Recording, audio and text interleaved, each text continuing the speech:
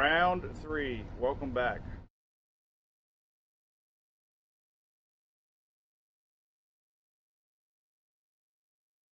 Ooh,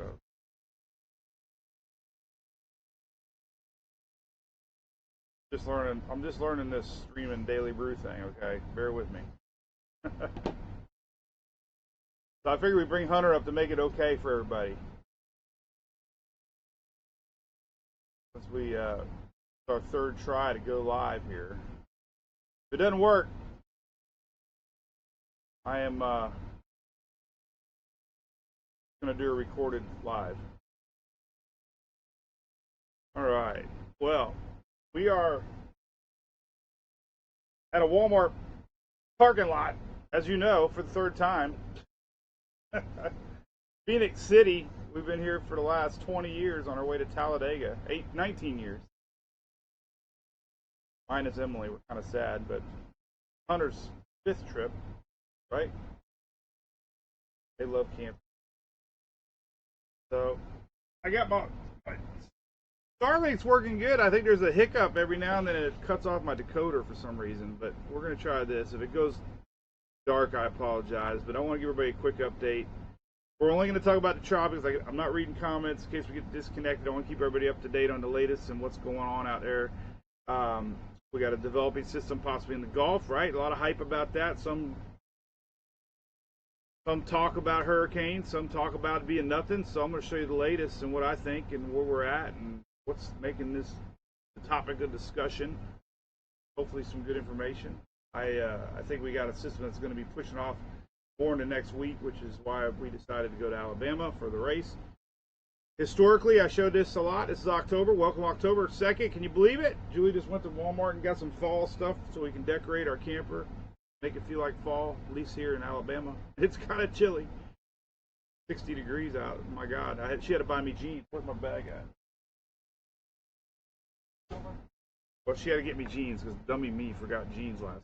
I told the brew crew I need to go get them and I forgot. So anyway, that's what we're watching. Got a new global tropics hazards map yesterday. The good news here, look at that, we don't see the dark red. We got the 20% chance. That's kind of what we're looking at now with the orange. We got something down here. We got a couple things brewing. Invest 91. We got Kirk, and then going into next week, they're only showing one thing. Maybe we're going to wind down, but this is definitely a hot spot this time of year. So we're not turning our back on the tropics ever in October, especially when we have late season feel to this thing all along with the La Nina settling in and water temperatures still record hot. At least the last 2013, the waters are hot. Here's a good map from a buddy Tomer Berg's website. Kind of puts it in perspective. We got Kirk here going to curve east of Bermuda. We got this orange area here. We got a couple things in the Pacific that actually might bring some juice up into the Gulf of Mexico. We have Invest 91. It could be tricky for our island friends. So if you're down in the Caribbean, we'll do more on that here as this thing develops. But this thing might get very close to y'all in the Caribbean. Latest spaghetti plots. There's these little cluster right here out front. That's the Invest 91. We'll watch that one progress. A couple of them have it curving. A couple of them having to get close. Kirk's going to curve big time. Probably a major hurricane. But this is our cluster we're watching. And it's going to get tricky here because it's that Central American gyre. All right, we got a lot of juice coming in through here. We got a lot of juice coming in here. We got a little piece breaking off here. We got an old frontal line here. And all this is going to meander and mingle. It's even some of the specific juice comes here. So all this is going to come together for this big, broad low in the middle Gulf of Mexico. That seems likely. This little piece isn't going to develop until it tries to get up here and merge with this specific action. So nothing in the short term. Long term, though, the models are still kind of sniffing, and we can see. Okay, NHC is keeping it at 40%. That's been consistent. What they're saying, conditions could support gradual development, and a tropical depression could form over the weekend as the broader disturbance moves into the Gulf of Mexico. So they're basically just saying everything's going to merge together. Pacific juice is going to mingle with the Atlantic, and we're going to have maybe something in the orange. Something in the orange. This is a pretty cool site. I showed it yesterday. We had a lot of cluster in the BOC. Now they got some clusters over here. What this is all telling me is, we got this big, broad area here of low pressure that's going to be setting up. And that's where the models have a hard time figuring it out. We're going to have a lot of wind shear coming in, which is going to blow everything off to Florida for rains at least. And then the surface charts are still showing this as we get into Saturday. Remember, it slowed down a couple days, but this general area here is going to meander as a low, low, low, low, all the way to next Wednesday. So it looks like an early week system if we were to get something developed. Sloppy up until then.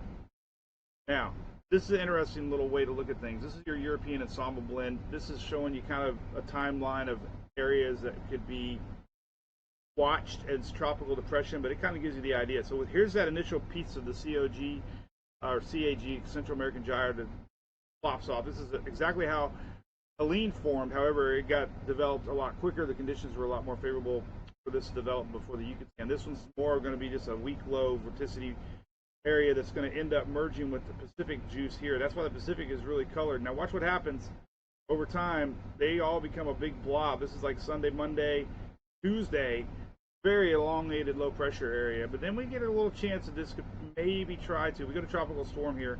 We're starting to see it kind of get a last second little chance to try to get developed middle week. But usually broad lows like that are very hard to get going. That's why we're talking about a larger system. I shared a lot of models showing these rains. So there are, it's like this: weak, strong, weak, hurricane, weak, strong, maybe not even strong, weak, hurricane, weak, strong, weak. So the trend is very broad low pressure system, which is good news. Now let's look at the latest on tropical tidbits. I haven't looked at any of these yet. Let's take a look at your pressures. Let me get a little zoom in here to the Western Atlantic, and then we're going to go forward here and take a look together. So we got a little vorticity, we got some Pacific action. All this is going to get pulled up into the Gulf of Mexico. Starting to see something here on Sunday, and basically very, very weak, rainy, yucky mess. Okay, maybe some energy goes off to the Bermuda, but nothing's showing organized in the latest GFS. GFS 18Z, we've talked about it. It seems like the 00Z, 12Zs are far superior than the 18Z and 6Z. All right, here's last night's overnight run. There's our low setting up Sunday. 1,005. Don't get scared. 1,002 maybe. I mean, maybe tropical, subtropical. But the good news is nothing purely organized. There's two things that could be bad news even with nothing. Here's the 18Z, by the way, just so we don't let our guards down. Yesterday's 18Z, 984 on Monday morning, and it developed it. Definitely a possibility. There's other models showing that. This gets a little more energy out of that Pacific, gets it going quick. And basically, the CAG system pulls out in front, and it kind of helps fuel it a little bit. It's an isolated run, but it's definitely an interesting run. All right, let's look at the Canadian model, the latest overnight. Canadian, all of them are showing the same thing. Sunday, there's your little Pacific low. There's some CAG juice, and it develops it. Canadian 986, 979, 984. Weakens it on approach. This would be Wednesday, Thursday next week. So anybody in that west central coastline that's dealing with, Helene, anything under 1,000 millibar could produce some sort of surge, and 995 millibar could produce 3 to 4 foot of surge. Okay, so we might not see the surge numbers that we just saw with any system, but we've seen flooding in the past with surge in the 4 foot range. Okay, and I don't know the exact conditions in Pinellas and Pasco and Manatee dunes and whatnot, but it's definitely something to keep an eye on next week if we get some sort of even a tropical depression, because they will produce 3 to 4 foot surge, and we've had floods in the past with 3 to 4 foot surge when things were kind of normal. So this is definitely something we want to watch in the Florida Peninsula. Yesterday's 12Z Canadian weak system Wednesday and nothing. So that's kind of what they're doing. Until we see model consistency on anything strong, I would just keep that in the back of your mind. We watch it close. Right now, everything's pointing to a very broad, low pressure area with a lot of rain. That in itself could be a headache. We never get caught up saying only a Cat 1, only a hurricane ever, because we've seen rain be huge headaches, more than sometimes in a weak hurricane. Latest icon. This is on Monday, week 1002 pressured system. It stops at the 6Z. Last night 0Z, and let me put on the moisture map here. You can really kind of see what it looks like. Broad system. A lot of moisture out on the east side. This is 1,000 millibar. This is Monday morning. It's developing a little bit. 999. This could be named. Remember, surge is from the center to the south. Anything in the Tampa Bay area, if we did have some sort of center to the south, means we wouldn't get much surge in the area, but down south would. This all is highly, depends if this thing even develops. But the icon's saying possible, something kind of weak. Yesterday's 12Z, 1,003 millibar, kind of weak, 1,001. That could be possibly kind of what we're watching. Look at this big old, look at this. This is Sunday. This CAG juice gets pulled up. We got all this juice crossing over. A lot of juice in the Gulf of Mexico. And let's look at the Euro real quick. Euro AI. Here's Sunday. Big low pressure area. Huge low pressure area. Getting rain all the way across southeastern Florida. It pushes off into Florida as a 997. That could be a tropical storm. But again, this, don't let this fool you in the west central parts of Florida. This thing goes north. We could get some sneaky little surge for areas that don't need it. So this is something to watch. This is a little faster. This is Monday, October 7th. So, there's definitely a lot of unknowns, but I think what's solid is we got a lot of juice here involved brewing. Whether or not it has enough time. There's a lot of wind shear up above. There's going to be wind shear. Let me do another run of the Euro AI here. And this has been a really good model this year. There's a sloppy low, heavy rains in the Florida Peninsula, southeast, and it races off out of here. So that's pretty consistent there. Latest Euro, actual Euro run, Saturday, big old slop. Here's the 00Z.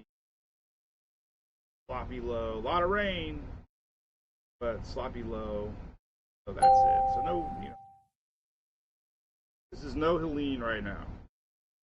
Good news. All right, that's all those models. Did want to look at the KMA. Just I haven't looked at it yet, and I always save it for go live. So let me see that. It's kind of been a really good model, showing the evolution of how things are. It is pretty much the same thing. Big old low pressure, frontal line low, nothing to organize. I like the consistency there. There are still a couple models that make me cautious. I don't want to ever say only a tropical storm, only this. Now rain obviously is a big topic. That's going to be heavy rain. Fortunately, all the coastal areas, but Florida Peninsula has definitely been the highlight here. This is only 7 days out. What's tricky with this one is we might have more rain Wednesday, Thursday, Friday. So that's that. You look at the latest Euro, we're looking at some double-digit rains in the purple. That could, depending on where this thing goes, Florida Peninsula could be dealing with a lot of rain next week. Watch out for it. So, all in all, things really not have changed except the pattern is there. It's October. We got a front line coming down. If we look at some things here, I want to show you. Let's look at anomalies here. There is going to be a frontal line to the north. The reason a couple of these models are developing our system, like the GFS and the Icon, the Canadian, is developing it a little bit below this wind shear. So if we do get some sort of a spin up off of Pacific, maybe helping, these crossovers are very common. If we get one or two a year, I don't know if we really had one this year or not. So it's fascinating to think that could happen, but we have had energy pull up in the past from the Pacific. Let's take a look at the shear here across the Caribbean, and you kind of get an idea of what's cooking. There's a lot of wind shear. Let's go out in time here, and we'll go to Mondays. There's a tremendous amount of wind shear here. This is on the Euro, but this is kind of showing you there's a nice little pocket of high to the south. So that's kind of the window. It needs to be south in the lower Gulf coming up from that Yucatan, but if it gets any close to that upper level wind shear, it's just going to become a washy mess and get pushed to the southeast. So far we got a lot of wind shear. This is on Tuesday, October 8th. That's why the Euro's kind of got everything else going for us. It's got MJO, it's got the phase, we got a record heat since 13. We got that, we got history, all that stuff, but you got to have everything add up together. And right now, there's a lot of wind north that might just. That's the latest there. There's a lot of wind shear coming down the place. So yeah, just for a big rainy, wet week, that'll be the big story at the moment. Double-digit range for somebody, but waking up, I always look at the models. There are 1 out of 5 or 6 showing maybe development. The European blend of modeling, like I was saying, 30-40%. So yeah, keep an eye on it. But every storm's different. This might be a Helene. Folks that are dealing with Helene, this could be more of an issue there for heavy rain, winds, and possibly some coastal issues. That's kind of where the main focus is probably going to be on this. It looks like it's a lower Florida Peninsula or lower southeast Florida Peninsula feel to it, as they usually are. All right, so there you go. I think the studio worked halfway decent. We'll be in Talladega tomorrow, and I'll have a little better setup, and we won't be going live 14 times. There it is. Went and got in Alabama. Did you get a sweatshirt? Show me. Where is it? Julio get it. He wanted to get a Alabama sweatshirt. Sister always comes to the Walmart in Phoenix City and gets what? She wants to show this. Oh, she's so proud of this. Wanted to show everybody that. So. Oh God.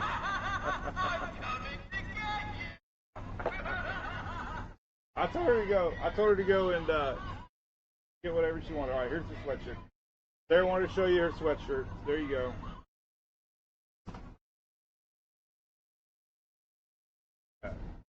I got me. All the ghouls love me. All the ghouls love me.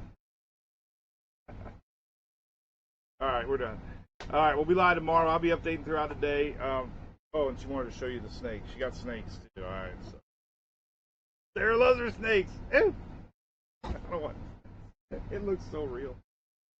All right, that's it. Well, anyway, a little bit of normalcy here. Going back to the Daily Brew. I started talking about it before we went live last time. I got cut off, but I just hurt so bad for everybody dealing with the storm that Helene. I got so many friends, family, everywhere from Florida to Carolinas to Tennessee that have dealt with this storm one way or another, or even lost somebody. So,